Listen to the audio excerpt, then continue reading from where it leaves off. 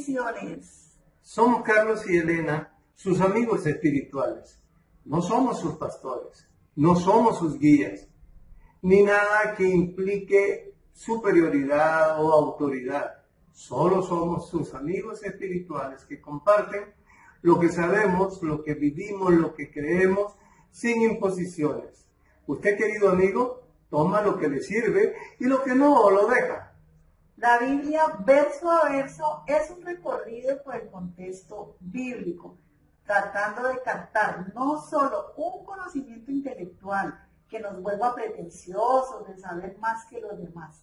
Queremos aprender valores espirituales que nos ayuden a crecer como mejores personas, que honren a nuestro Creador y convivan con nuestros semejantes sin distinciones religiosas. Dios había dicho a Adán y Eva: si comieres del árbol de la ciencia del bien y el mal, morirás. Pero Satanás dijo: no moriréis.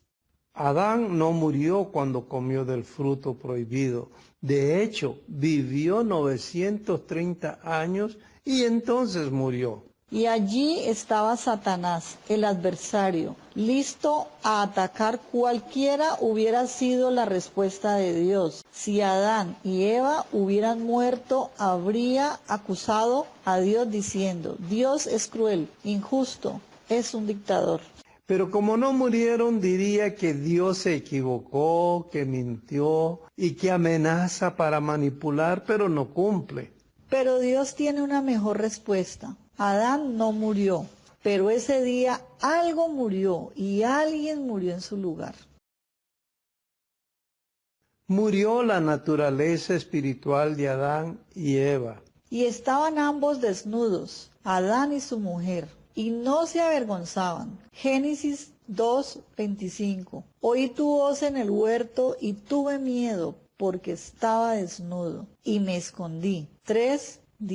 La primera experiencia que tuvieron después de comer del fruto prohibido fue darse cuenta de que estaban desnudos. Entonces fueron abiertos los ojos de ambos y conocieron que estaban desnudos. No es que antes no se dieran cuenta, es que se trataba de una desnudez diferente. Adán y Eva fueron hechos a la imagen y semejanza de Dios. La gloria que había en Dios estaba también en ellos. Sus cuerpos eran gloriosos, resplandecientes. Pero al desobedecer pecaron, se apartaron de Dios y apartaron a Dios de ellos. Quedaron destituidos de la gloria de Dios. Ahora sus cuerpos no reflejaban la gloriosa presencia de Dios en sus vidas. Perdieron brillo y quedó la piel desnuda.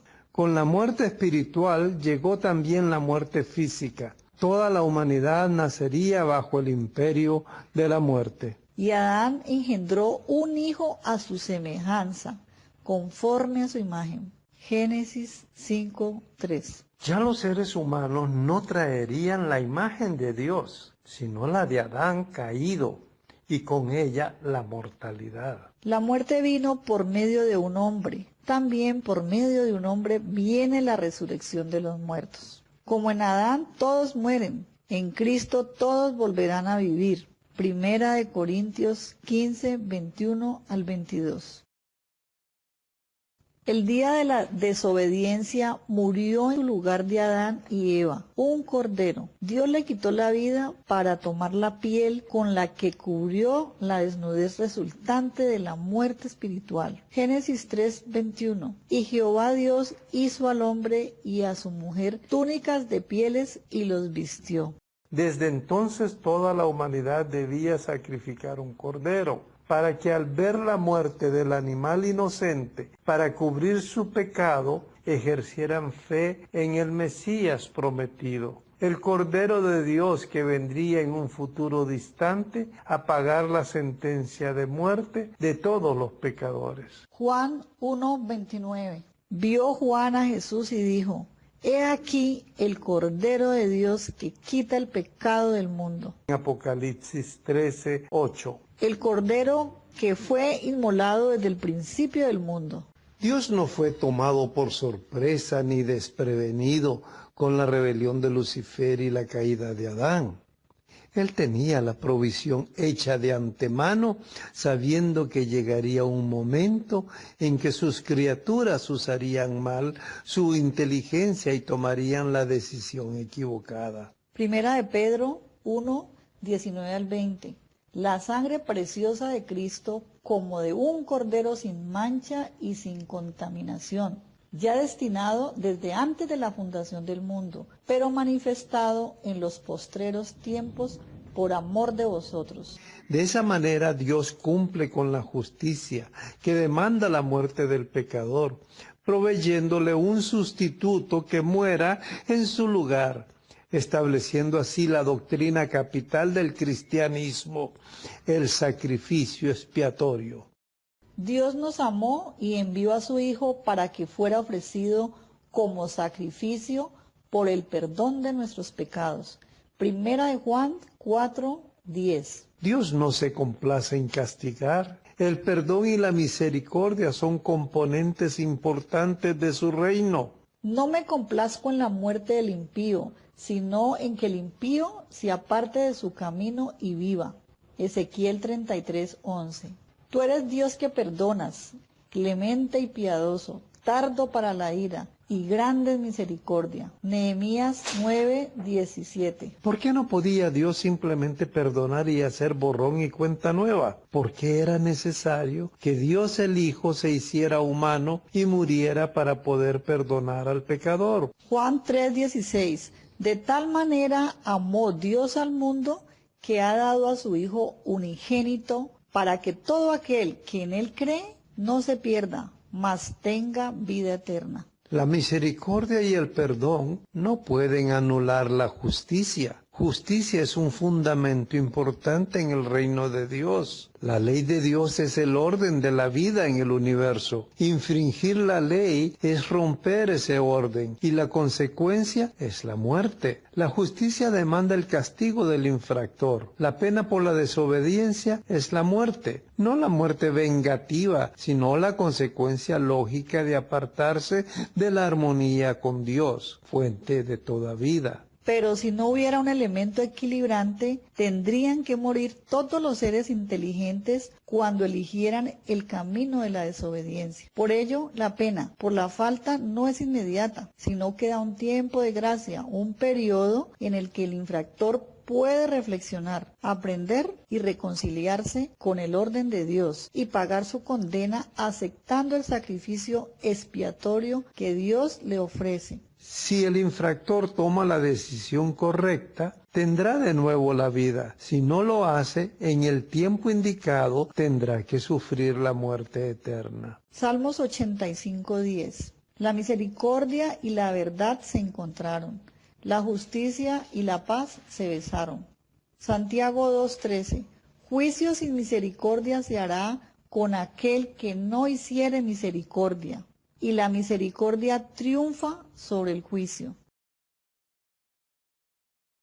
Toda la teología del pecado, el juicio, la muerte, la condenación, la gracia, la salvación, la reconciliación y la restauración del orden original debía ser comprendida poco a poco a través de símbolos. La desnudez, la cobertura de pieles, la muerte del cordero inocente, la expulsión del Edén y otros más. Y Jehová Dios dijo a la serpiente: pondré enemistad entre ti y la mujer, y entre tu simiente y la simiente suya. Esta te herirá en la cabeza y tú le herirás en el calcañar. Génesis 3, 14 al 15. Este texto contiene varias figuras que iremos comprendiendo en los videos siguientes. Por ahora conocemos ya la figura de la serpiente como símbolo de Satanás, y también la batalla entre Miguel y el diablo presentada aquí como la enemistad. Ocupémonos ahora de la figura de la simiente. Esta palabra, que tiene las mismas raíces de semen y semilla, significa hijo y es interpretada por la misma escritura como refiriéndose a Jesucristo. Gálatas 3:16. Ahora bien, a Abraham fueron hechas las promesas y a su simiente. No dice y a las simientes como si hablase de muchos, sino como de uno, y a tu simiente, la cual es Cristo. La herida en el calcañar es una herida seria, pero no de muerte, y hace referencia a los sufrimientos de Jesús de Nazaret, su muerte humillante en una cruz romana. Incluso algunos de sus seguidores se sintieron derrotados, creyendo que todo había terminado. Isaías 53:5. Mas él herido fue por nuestras rebeliones, molido por nuestros pecados. El castigo de nuestra paz fue sobre él, y por su llaga fuimos nosotros curados. A la luz del texto de Isaías, Cristo estaba en la cruz pagando los pecados de toda la humanidad, de todos los tiempos, saldando la deuda del pecador con la justicia divina. Colosenses 2:14 al 15, anulando el acta de los decretos que había contra nosotros, quitándola de en medio y clavándola en la cruz, y despojando a los principados y a las potestades, los exhibió públicamente, triunfando sobre ellos en la cruz. Todo el universo presenció esta batalla y su desenlace. Con el sacrificio del Hijo de Dios quedó evidenciado el gran amor de Dios y su justicia. Si había alguna sombra de duda en alguna parte, quedó totalmente despejada. De esta manera, la herida en el calcañar fue la victoria de Cristo sobre el reino del mal. Fue la herida sobre la cabeza de Satanás, una herida mortal que ponía fin a las intrigas del gran acusador y declaraba la salvación de todo pecador que recibiera el sacrificio expiatorio de Cristo. Apocalipsis 12:10. Entonces oí una gran voz en el cielo que decía: ahora ha venido la salvación, el poder y el reino de nuestro Dios y la autoridad de su Cristo, porque ha sido lanzado fuera el acusador de nuestros hermanos. Cristo quedaba declarado vencedor definitivo y Satanás derrotado. Sin embargo, esa victoria tendría que esperar al final de los tiempos para acabar con el imperio del mal y volver la tierra a la armonía universal con su Creador. La razón es que cada pecador en el mundo debía enterarse de su liberación y ejercer su libertad de elección aceptándola o rechazándola para definir su destino eterno. Mateo 24:14. Será predicado este evangelio en todo el mundo, a todas las naciones, y entonces vendrá el fin.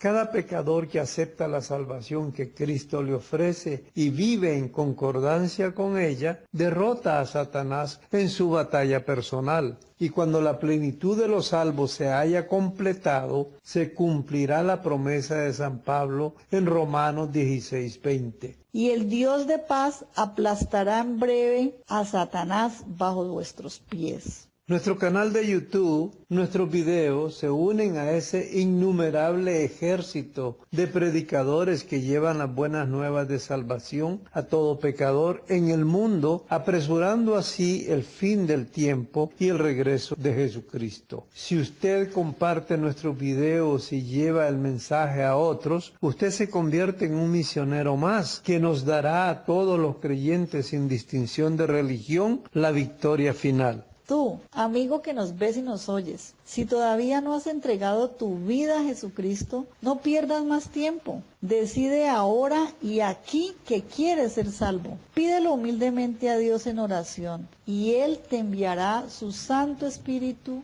para guiarte en el proceso. Nosotros oramos por ti.